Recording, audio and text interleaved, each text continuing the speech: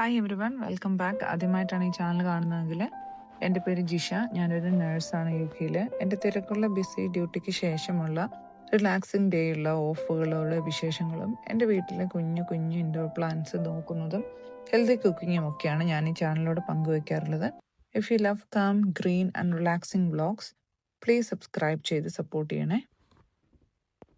കഴിഞ്ഞ 2 ദിവസത്തെ ഡ്യൂട്ടി നല്ല തിരക്കായിരുന്നു. തിരക്കുള്ള ഡ്യൂട്ടിയൊക്കെ കഴിഞ്ഞ് വന്നാൽ പിന്നെ ബോഡിക്ക് നല്ലൊരു റീസെറ്റ് നിർബന്ധമാണ്. അതുകൊണ്ട് ഇന്നത്തെ എൻ്റെ ഒരു ഓഫ് ഡേ ആണ്. അതൊരു ഫുൾ സ്ലോ ആക്കാനാണ് ഞാൻ വിചാരിച്ചേക്കുന്നത്. ഒട്ടും ഓടി പിടിക്കാതെ ഒരു ചായയൊക്കെ കുടിച്ച് കുറച്ച് ബുക്കൊക്കെ റീഡ് ചെയ്ത് പതിയെ ഒരു മോർണിംഗ് സ്റ്റാർട്ട് ചെയ്യാമെന്ന് വിചാരിച്ചു. ഞാൻ പണ്ട് വിചാരിക്കാറുണ്ടായിരുന്നു എപ്പോഴും എന്തെങ്കിലുമൊക്കെ ചെയ്തുകൊണ്ടിരിക്കുന്നതാണ് പ്രൊഡക്ടിവിറ്റി എന്ന്. പക്ഷെ ബോഡിക്ക് റെസ്റ്റ് കൊടുക്കുന്നതും മനസ്സിന് സൈലൻസ് കൊടുക്കുന്നതും ഒട്ടും വേസ്റ്റ് ഓഫ് ടൈം അല്ല. ശരിക്കും പറഞ്ഞാൽ അതും ഒരു പ്രൊഡക്റ്റീവ് റെസ്റ്റ് ആണ്. ഈ ഒരു 5 മിനിറ്റ് ചെടികളെ നോക്കുമ്പോഴും ചായ കുടിക്കുമ്പോഴും നമ്മുടെ മനസ്സ് പ്രസന്റ് മൊമെന്റിൽ വരും. മനസ്സിന്റെ ഓട്ടപ്പാച്ചിലൊക്കെ നിർത്തി ജസ്റ്റ് ഒരു ശ്വാസം എടുത്ത് ആ മൊമെന്റ് ആസ്വദിക്കാൻ പറ്റുക. അതാണ് ഏറ്റവും വലിയ റിലാക്സേഷൻ എന്നാണ് ഞാൻ വിചാരിക്കുന്നത്. ഇപ്പം ഇവിടെ ഇപ്പോൾ സമ്മർ ടൈം ആയതുകൊണ്ട് ഒരു 7 മണിക്ക് വിൻഡോ ഒക്കെ തുറന്നാൽ നല്ല വെട്ടം ഉണ്ടായിരിക്കും.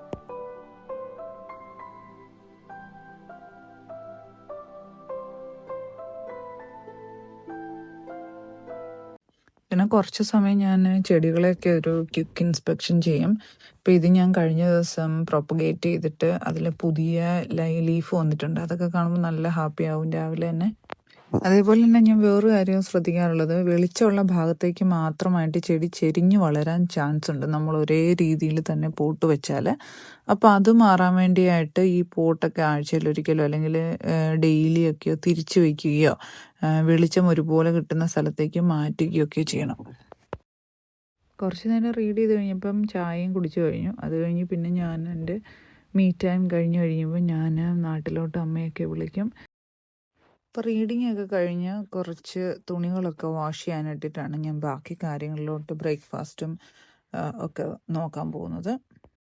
അപ്പം ഞാൻ നേരത്തെ പറഞ്ഞ പോലെ തന്നെ ഇന്നത്തെ എല്ലാം രാവിലത്തേക്ക് ഒരുപാട് ബുദ്ധിമുട്ടില്ലാണ്ട് പെട്ടെന്ന് ചെയ്യുന്ന കാര്യങ്ങളൊക്കെ ഉള്ളൂ. അത്രയും ടയേർഡായിരിക്കും. പക്ഷേ അറ്റ് ദ സെയിം ടൈം നമ്മൾ ഹെൽത്തി ആയിട്ടുള്ള ഫുഡ് കഴിച്ചു എന്നും ആകും ഇതുപോലുള്ള കാര്യങ്ങളൊക്കെ ചെയ്ത്. അപ്പം ഞാൻ രാവിലെ തന്നെ മുട്ടയാണ് കുട്ടികൾക്ക് കൊടുത്തത്. ഞാനിന്ന് ബ്രേക്ക്ഫാസ്റ്റ് ഒന്നും കഴിച്ചില്ല. പിന്നെ ഒരു വേറൊരു കാര്യം ശ്രദ്ധിച്ചത് എന്താന്ന് വെച്ചാൽ, ഞാൻ ഇന്നലെയും മിനിഞ്ഞാന്നും ഡ്യൂട്ടിക്കൊക്കെ ആയതുകൊണ്ട് വെള്ളം അധികം കുടിച്ചിട്ടേ ഇല്ല. അപ്പം ഇപ്പോൾ കോഷ്യസ്ലി ആയിട്ട് തന്നെ ഞാൻ ഇന്ന് വെള്ളം എൻ്റെ ബോട്ടിലിൽ എടുത്തു വെച്ച്, അതേപോലെ തന്നെ മക്കൾക്കുള്ള വെള്ളവും എടുത്തു വെച്ച്. ഞങ്ങളിതുപോലെ കുപ്പിയിലാണ് വെള്ളം വാങ്ങിക്കുന്നത്. കാരണം ഇവിടുത്തെ വെള്ളം നല്ലതെന്ന് പറഞ്ഞാലും എനിക്ക് ചില സമയത്ത് ഒരു ക്ലോറിൻ്റെ ഒരു ചെറുതായിട്ട് തിളപ്പിക്കുമ്പോൾ ബോയിൽ ചെയ്യുമ്പം ഫീൽ ചെയ്യാറുണ്ട്. അപ്പം നമ്മളിവിടെ മഴയൊക്കെ ഒരുപാടുണ്ട്. അതുകൊണ്ട് വെള്ളത്തിന് കട്ടി കുറവാണ് ഈ ഭാഗത്തൊക്കെ. പക്ഷെ എന്നാൽ പോലും ആ ഒരു ടേസ്റ്റ് ഉണ്ടല്ലോ, അതിലൊരു വ്യത്യാസമുണ്ട്. അതുകൊണ്ട് ഞങ്ങൾ ബോട്ടിൽ വാട്ടർ ആയിരിക്കും എപ്പോഴും വാങ്ങിക്കുന്നത്. ഇതുപോലെ എല്ലാവർക്കും ഓരോ ബോട്ടിലും ഗ്ലാസ് ബോട്ടിലും ഒക്കെ കൊടുത്താൽ at the end of the day എനിക്ക് ചെക്ക് ചെയ്യാൻ പറ്റും ആ ഒരു ബോട്ടിൽ കുടിച്ചോ ഇല്ലയോ എന്ന്. അപ്പം ഞാൻ എൻ്റെ നോക്കും, ഞാൻ എത്ര വെള്ളം കുടിച്ചു എന്നുള്ളത് എനിക്കറിയാൻ പറ്റും. അതേപോലെ തന്നെ മക്കളോട് ഞാൻ ചോദിക്കും അവർ എത്ര വെള്ളം കുടിച്ചോ എന്നുള്ളത്. ഞാൻ കഴിഞ്ഞ ദിവസം ഒരു ഇന്ത്യൻ സ്റ്റോറിൽ പോയപ്പോഴത്തേക്കും നമ്മുടെ നെല്ലിക്ക ഉണ്ട്. അപ്പോൾ അത് കുറച്ചേ വാങ്ങിച്ചുള്ളൂ, ഒരു 250 ഗ്രാം എങ്ങാണ്ട് ഉണ്ടായിരുന്നുള്ളൂ. അപ്പോൾ അത് ഞാൻ കുറച്ചെടുത്ത് അച്ചാറിടാമെന്ന് വെച്ചു. അപ്പോൾ ഞാനത് ബോയിൽ ചെയ്യുകയോ സ്റ്റീം ചെയ്യുകയോ ചെയ്യാം. പക്ഷേ അത് ബോയിൽ ചെയ്തെടുത്തു. എന്നിട്ട് അതിൻ്റെ കുരുവൊക്കെ കളഞ്ഞിട്ട് ചെറുതായിട്ട്, അത് പെട്ടെന്ന് എടുത്തുകൊണ്ട് നമുക്ക് കത്തിയൊന്നും ഉപയോഗിക്കേണ്ട കാര്യമില്ലായിരുന്നു. പെട്ടെന്ന് അതിൽ നിന്ന് വിട്ട് പോരും. ഒരു 3 to 4 പീസസ് ആക്കാൻ പറ്റും. പിന്നെ ഞാൻ ഈ അച്ചാറിലോട്ട് നമ്മുടെ സാധാരണ നമ്മൾ ചെയ്യുന്ന പോലെയുള്ള വെളുത്തുള്ളി, പച്ചമുളക്, ഇഞ്ചി അതൊന്നും ഞാൻ ചേർത്തിട്ടേ ഇല്ല. അതുകൊണ്ട് തന്നെ ഇത് ഭയങ്കര എളുപ്പമായിട്ട് ചെയ്യാൻ പറ്റുമേ. അപ്പം ഞാൻ ആദ്യം ചെയ്തത് എന്നാന്ന് വെച്ചാൽ, നമ്മുടെ ഒരു സ്പൂണ് കടുകും നമ്മുടെ ഫെനുഗ്രീക്ക് അതും കൂടെ എടുത്തിട്ട് നന്നായിട്ട് ചൂടാക്കിയിട്ട് അത് പൊടിച്ചെടുത്തു. അതിനുശേഷം കറിവേപ്പില 3-4 എണ്ണം കഴുകിയിട്ട്, അത് വെള്ളം ഒട്ടും പാടില്ല ഈ അച്ചാറിൽ. അപ്പോൾ അത് ഞാൻ ടിഷ്യൂ പേപ്പർ വെച്ചിട്ട് തുടച്ചെടുത്തു. എന്നിട്ടൊരു പാനിൽ ഓയിൽ ചൂടാകുമ്പോഴത്തേക്കും വീണ്ടും കടുക് പൊട്ടിച്ചിട്ട് നമ്മൾ ഈ പൊടിച്ചു വെച്ചേക്കുന്ന പൊടിയുണ്ടല്ലോ, അതും പിന്നെ കുറച്ച് കായവും പിന്നെ ഒരു 2 ടീസ്പൂൺ മുളക് പൊടി, എരിവില്ലാത്ത മുളക് പൊടിയാണ് ഞാനിവിടെ ഉപയോഗിക്കുന്നത്. അതും കൂടി ഇട്ടിട്ട് നന്നായിട്ട് എണ്ണയിൽ നന്നായിട്ട് സോട്ടെ ചെയ്തെടുക്കുക. പക്ഷെ ഞാനൊരു 2 സെക്കൻഡ് കഴിഞ്ഞപ്പോഴത്തേക്കും തീ അങ്ങ് ഓഫ് ചെയ്തായിരുന്നു. കാരണം അല്ലെങ്കിൽ അത് കരിഞ്ഞു പോകും. എന്നിട്ട് നമ്മൾ ആ ബോയിൽ ചെയ്ത് വെച്ചേക്കുന്ന ഗൂസ്ബെറീസ് നമ്മുടെ നെല്ലിക്ക അതിലോട്ടങ്ങ് ആഡ് ചെയ്ത് കൊടുക്കുക. അതിന് മുമ്പായിട്ട് ഞാൻ ആ 2-3 കറിവേപ്പില ഉണ്ടായിരുന്നത് അതും ആഡ് ചെയ്തു. സിമ്പിളാണ്, പെട്ടെന്ന് തന്നെ ഉണ്ടാക്കാവുന്നേ ഉള്ളൂ. എന്നിട്ട് നന്നായിട്ടൊന്ന് മിക്സ് ചെയ്ത് ഇതൊന്നൊരു 3-4 മിനിറ്റ് കൂടെ ഒന്ന് നന്നായിട്ടൊന്ന് എല്ലാത്തിലും എല്ലാ നെല്ലിക്കയിലും മസാലകളും എല്ലാം പിടിച്ചു എന്നൊന്ന് ഉറപ്പ് വരുത്തുക. അതിനുശേഷം കുറച്ച് ഒരു 1/2 ടീസ്പൂൺ അല്ലെങ്കിൽ 1 ടീസ്പൂൺ, അത് നിങ്ങൾക്ക് പുളിയുടെ ഇതിനനുസരിച്ചിട്ട് നമ്മുടെ ആപ്പിൾ സൈഡഡ് വിനെഗറാണ് ഞാനിവിടെ ഉപയോഗിച്ചത്. അതേപോലെ തന്നെ സോൾട്ട് പാകത്തിന് ഞാനിവിടെ ഒരു എനിക്കിതിന് 1/2 ടീസ്പൂൺ ടു 1 ടീസ്പൂൺ യൂസ് ചെയ്യാം. അത് ഒരു അവനവൻ്റെ ആവശ്യത്തിനനുസരിച്ചുള്ള ഉപ്പിൻ്റെ ടേസ്റ്റ് നോക്കിയിട്ട്, എന്നിട്ട് അത് തണുത്ത് കഴിയുമ്പോഴത്തേക്ക് ഒരു ഗ്ലാസ് ജാറിലോട്ട് മാറ്റാവുന്നതാണ്. അതേപോലെ എനിക്കിനി അടുത്തൊരു അച്ചാർ ഇട്ട് വെക്കേണ്ടതാണ്. ഇനിയിപ്പോൾ സമ്മർ ആയതുകൊണ്ട് മാങ്ങ ഒക്കെ ഇവിടെ ലഭ്യമാണ്. അപ്പം മാംഗോയും ക്യാരറ്റും നമ്മുടെ ഗാർലിക്കും വെളുത്തുള്ളിയും കൂടി ഇട്ടിട്ടുള്ള ഒരു പച്ചമുളകും ഒക്കെ ഇട്ടിട്ടുള്ള ഒരു അച്ചാറുണ്ട്. അതോടെ ഇടുക്കിയിടണം. അടുത്തത് ലഞ്ചിനുള്ള പ്രിപ്പറേഷനാണ്. അപ്പോൾ ഞാൻ നേരത്തെ തന്നെ കുറച്ച് ചിക്കൻ മാരിനേറ്റ് ചെയ്ത് വെച്ചായിരുന്നു. അത് ഞാൻ ഇതൊരു എളുപ്പ പരിപാടിയാണ് കേട്ടോ. എനിക്കിതുപോലെ ഞാൻ വയ്യാത്തപ്പോൾ ഒക്കെ ഇങ്ങനെ ചെയ്യുന്നതാണ്. അപ്പോൾ ഞാനിത് നെയ്യിലാണ് ചെയ്യുന്നത്. അപ്പോൾ എൻ്റെ നെയ്യ് തീർന്നു. അപ്പോൾ ഞാൻ കുറച്ച് ഒരു 1/2 മണിക്കൂർ 1 മണിക്കൂർ അല്ലെങ്കിൽ 2 മണിക്കൂർ സമയം ഉണ്ടെങ്കിൽ അത്രയും മാരിനേറ്റ് ചെയ്ത് വെച്ചാൽ അത് കറിക്ക് നല്ല ടേസ്റ്റ് ആയിരിക്കും. എന്നിട്ട് ഞാൻ കുറച്ചൊരു ഒനിയൻ നമ്മുടെ സ്ലൈസ് ചെയ്തതും കുറച്ച് കറിവേപ്പിലയും കൂടെ ഇട്ട് ചൂടാക്കുന്നുണ്ട്. അപ്പോൾ ഈ ഗീ തീർന്നു പോയതുകൊണ്ട് ഞാൻ കയ്യിലിരുന്ന ബട്ടർ കുറച്ച് മെൽറ്റ് ചെയ്തെടുക്കുവാണേ. അപ്പോൾ അത് നമുക്ക് ഹോം മെയ്ഡ് ഗീ ആയിട്ട് യൂസ് ചെയ്യാം. ഇങ്ങനെ ഉണ്ടാക്കുന്ന ചിക്കൻ കറിക്ക് അധികം സമയമൊന്നും വേണ്ട കേട്ടോ.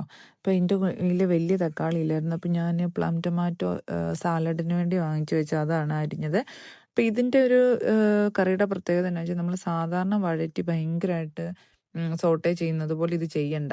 ജസ്റ്റ് ഒന്ന് വാടി കിട്ടിയാൽ മതി. എന്നിട്ട് ഞാൻ ആ മാരിനേറ്റ് ചെയ്ത് വെച്ച ചിക്കൻ, അതിൻ്റെ അകത്ത് ഓൾറെഡി ഞാൻ ഗാർലിക്കും ജിഞ്ചറിൻ്റെയും പേസ്റ്റ് ചേർത്തിട്ടുണ്ടായിരുന്നു. അതുകൊണ്ടാണ് ഞാൻ ഇതിൽ വേറെ സെപ്പറേറ്റ് ഇടാഞ്ഞത്.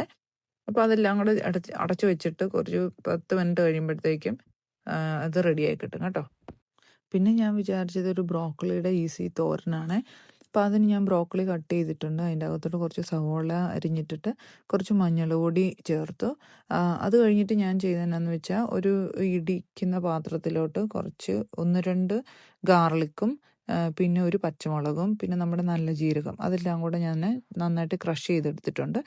എന്നിട്ട് പാത്രത്തിലോട്ട് എണ്ണ ചൂടായിട്ട് കടുക് പൊട്ടിച്ചിട്ട് ഈ ഇടിച്ചു വെച്ചേക്കുന്ന നമ്മുടെ ഗാർലിക്കും അതെല്ലാം കൂടെ ഇട്ട് കൊടുക്കുക. അതിനുശേഷം ഒരു 2 മിനിറ്റ് കഴിയുമ്പോഴത്തേക്കും ആ ബ്രോക്കലി ചേർത്ത് കൊടുത്തിട്ട് നന്നായിട്ട് വഴറ്റി കൈയുടെ വെള്ളം ഒന്ന് ജസ്റ്റ് ഒന്ന് താളിച്ച് കൊടുക്കും. ഇപ്പം എൻ്റെ ഈ പാത്രത്തിലൊക്കെ അടുക്കി പിടിക്കും. അപ്പം ഞാൻ ചെറിയതായിട്ടൊന്ന് കയ്യിൽ വെള്ളം നനച്ച് ഒഴിച്ചു കൊടുത്തിട്ടുണ്ട്. എന്നിട്ട് അതൊരു 5 മിനിറ്റ്, ഇതൊക്കെ പെട്ടെന്ന് കുക്കായി കിട്ടുന്നതാണ്. എന്നിട്ട് ഞാൻ കുറച്ച് തേങ്ങയും കൂടെ ആഡ് ചെയ്ത് സോൾട്ടും ആവശ്യത്തിന് ആഡ് ചെയ്ത് കൊടുത്തു.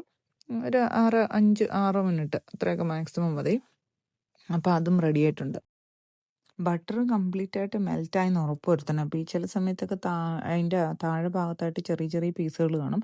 അപ്പോൾ ഞാനൊരു സ്പൂൺ വെച്ചിട്ട് നന്നായിട്ട് ഇളക്കി കൊടുത്തു. എന്നിട്ട് അത് കംപ്ലീറ്റ്ലി കൂൾ ഡൗൺ ആയി കഴിഞ്ഞതിന് ശേഷം എൻ്റെ ഒരു ഗീയുടെ പാത്രം ഉണ്ട്, അതിലോട്ട് ഞാൻ ഒഴിച്ചു കൊടുത്തിട്ടുണ്ട്.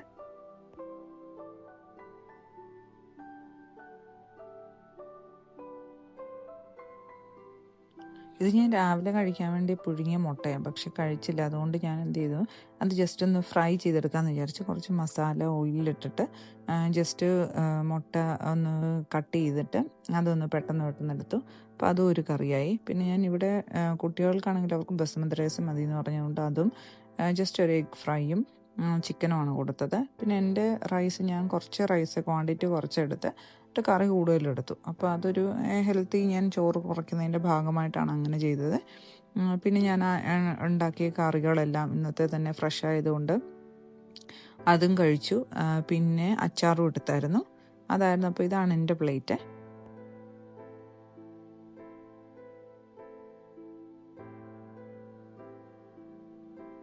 കുഞ്ഞാപ്പം അതിൻ്റെ ഇടയ്ക്ക് പരാതിയായിട്ട് വന്നേക്കുവാണ്, അവൻ അച്ചാർ വേണ്ടാന്ന് പറഞ്ഞിട്ട്. അപ്പം അവൻ്റെ അച്ചാർ ഞാൻ എടുത്ത് മാറ്റി. അവനത് കുറച്ച് സ്പൈസി ആയിട്ടുള്ള ഫുഡുകളൊന്നും കഴിക്കത്തേയില്ല. ഭയങ്കര ബ്ലാൻഡായിട്ട് കൊടുത്തിട്ടുണ്ടെങ്കിൽ പുള്ളിക്ക് അത്രയും ഹാപ്പിയാണ്. ഇന്ന് ഫുഡ് കഴിച്ച് കഴിഞ്ഞിട്ട് ഞാൻ വേറെ ഒരു പരിപാടിയും ചെയ്തില്ല. നല്ല ടയേർഡാണെന്ന് നേരത്തെ പറഞ്ഞുകൊണ്ട് തന്നെ ജസ്റ്റ് സോഫയിലിരുന്ന് ഉറങ്ങണമെന്ന് വിചാരിച്ചില്ല, പക്ഷെ ഉറങ്ങിപ്പോയി. അത് കഴിഞ്ഞ് വന്ന് ഈവനിങ് റുട്ടീനൊക്കെ കഴിഞ്ഞ് കഴിഞ്ഞാൽ ഡിന്നറിനുള്ള പരിപാടികൾ. അപ്പോൾ അവർക്ക് ബാക്കിയുണ്ടായിരുന്ന ചിക്കൻ കറി കൊടുത്തു. ഞാൻ സാലഡാണ് കഴിച്ചത്. അങ്ങനെ വലിയ ബഹളങ്ങളൊന്നും ഇല്ലാതെ ഭയങ്കര കാമായിട്ടുള്ള ഒരു ദിവസമായിരുന്നു. അപ്പോൾ ഇനി വേറൊരു വീഡിയോയിൽ കാണാം. Please like and support.